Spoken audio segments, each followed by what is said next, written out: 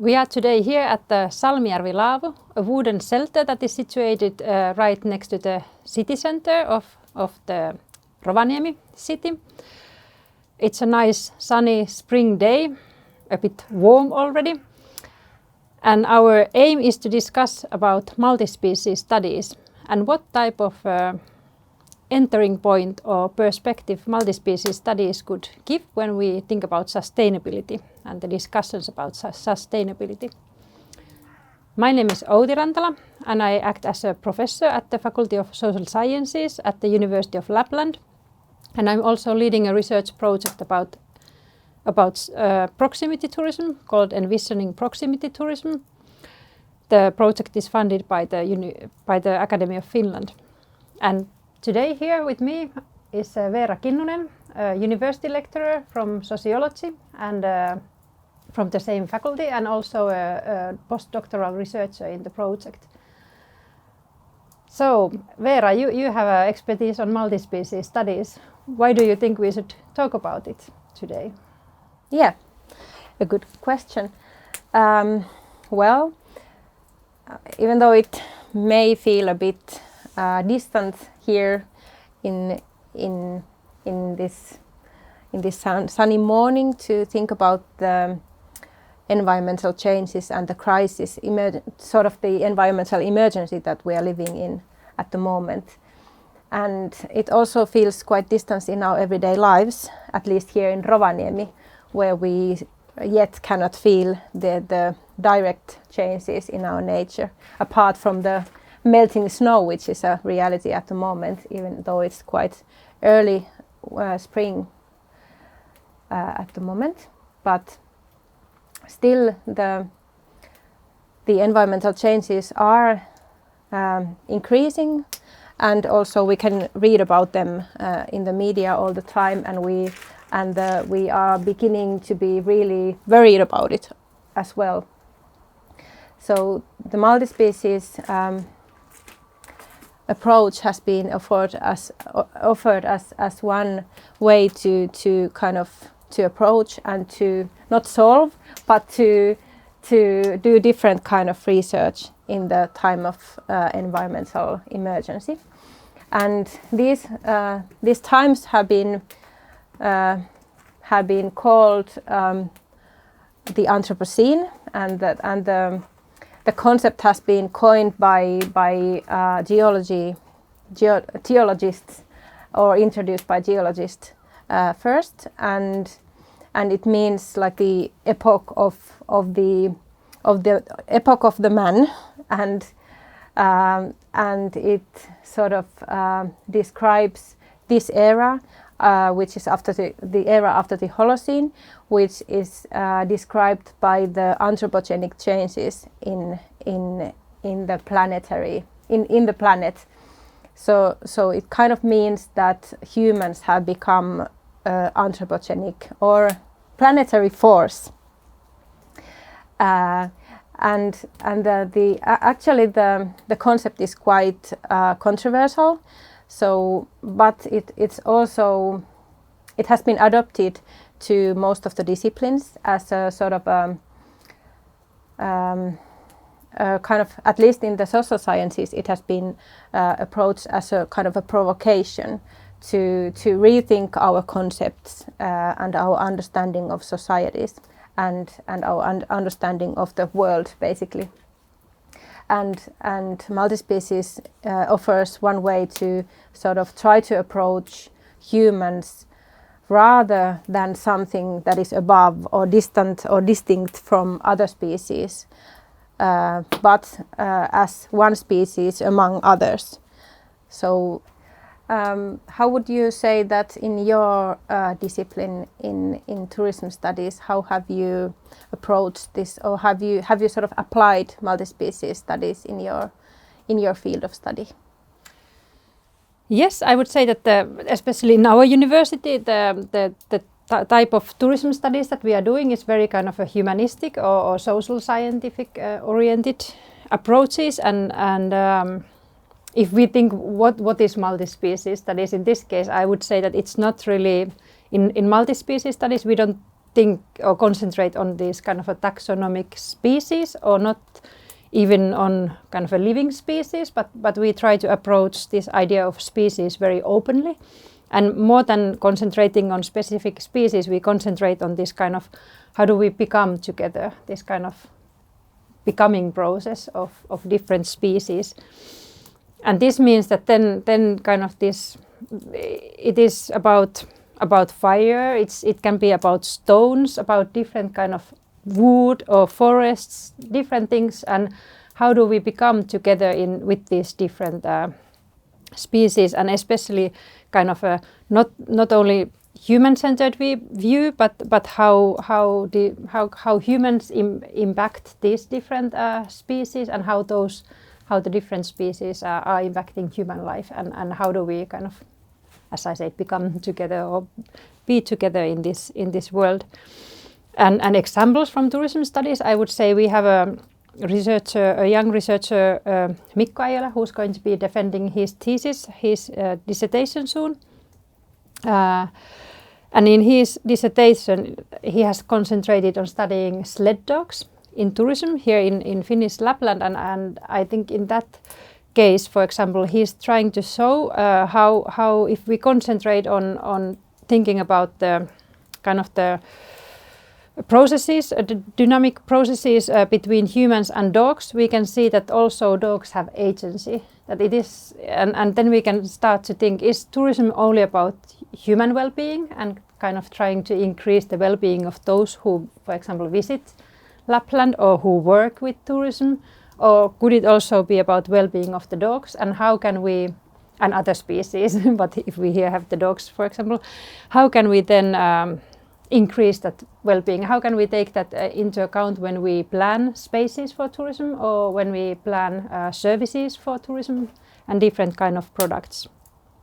But dogs are very kind of a charismatic species, really, I would say a nice example of multi-species studies. But then we have, for example, Professor Anu Valtonen has been leading a research project on mosquitoes, which is a very different type of species. So also insects can be studies, and the relations between different species, for example, mosquitoes and reindeer and humans, and what happens there. And if we think about mosquito as a traveler with whom we travel, then there's all these different type of ethical questions that we can address. It brings, for example, care and violence in a new way to the discussions, and we can try to speak in a more concrete way about different kind of ethical questions in relation to tourism, for example.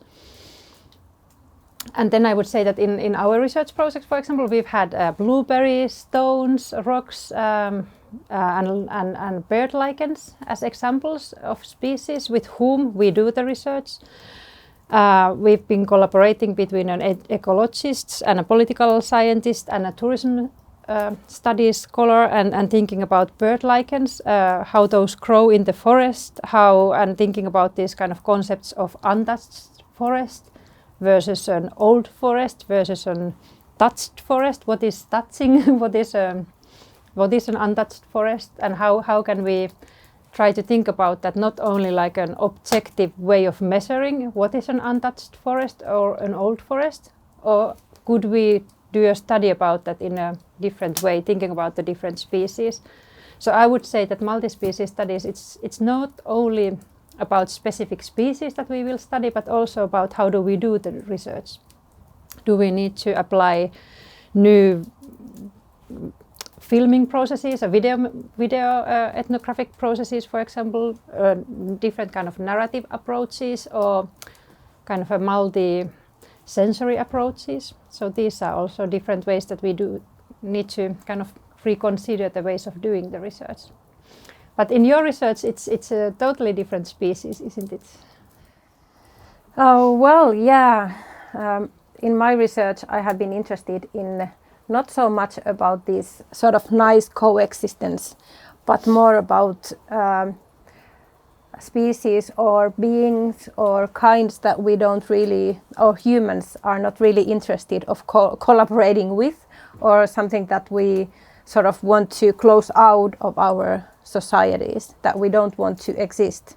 For instance, this is a project in our faculty in social sciences, a waste society project. We have been looking at waste and how sort of waste is something that societies want to try to sort of, that is considered dangerous and unwanted, but at the same time it's something that's always there. We cannot really, it's intrinsic to society, we cannot really get rid of it. We can only change what kind of waste we produce and how we deal with it, and what kind of like the societal processes that sort of produce our wastes.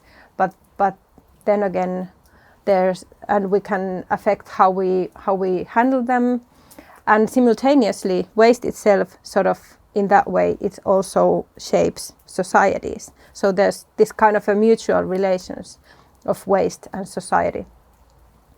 And recently I have been interested in microbes, which is also it's a even more something that is intrinsic to us, because humans in a way cannot exist without microbes, or at least a good life or healthy life is dependent on microbial life. Even though during the modern times the microbes have been sort of characterized as something dangerous, something that we need to get rid of, and that causes illnesses, for instance.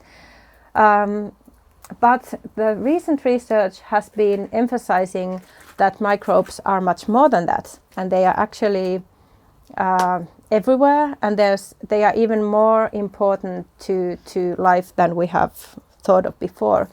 And for instance, sort of our mental well-being is dependent on microbial life.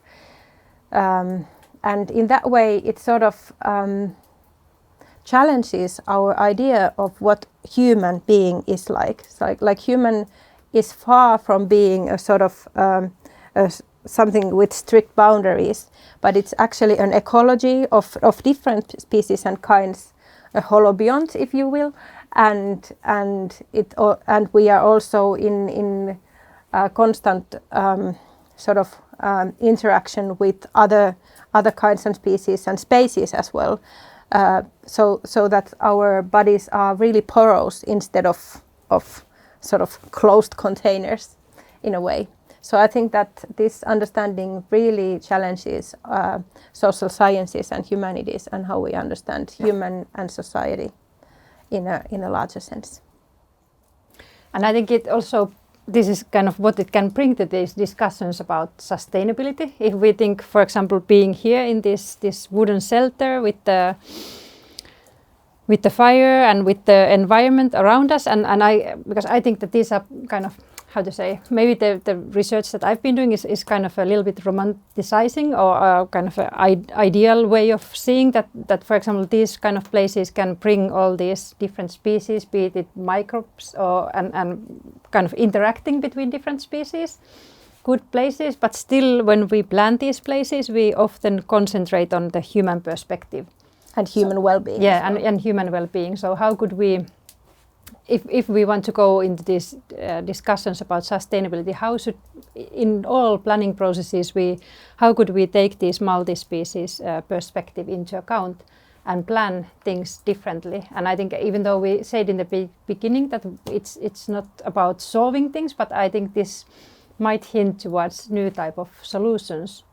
So that also, and I would say that it would mean that also research needs to be different type of research, that we cannot only measure or report or kind of distance ourselves from the world and from the reality, but we have to admit that how we do research and what we do research about is kind of being part of the world, and we are creating worlds and participating. So our kind of a role as a researchers maybe should be to think about how can different species be living here together, and how can we plan our society so that we enable all the different species to come together.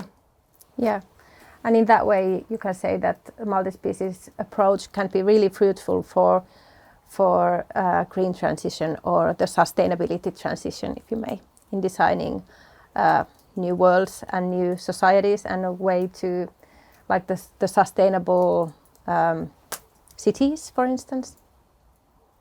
Yeah. So I think we can end the discussion here, because we kind of conclude here about the sustainability discussion and what multi-species studies can bring. So thank you for joining and spending the morning here with the nice sunny day.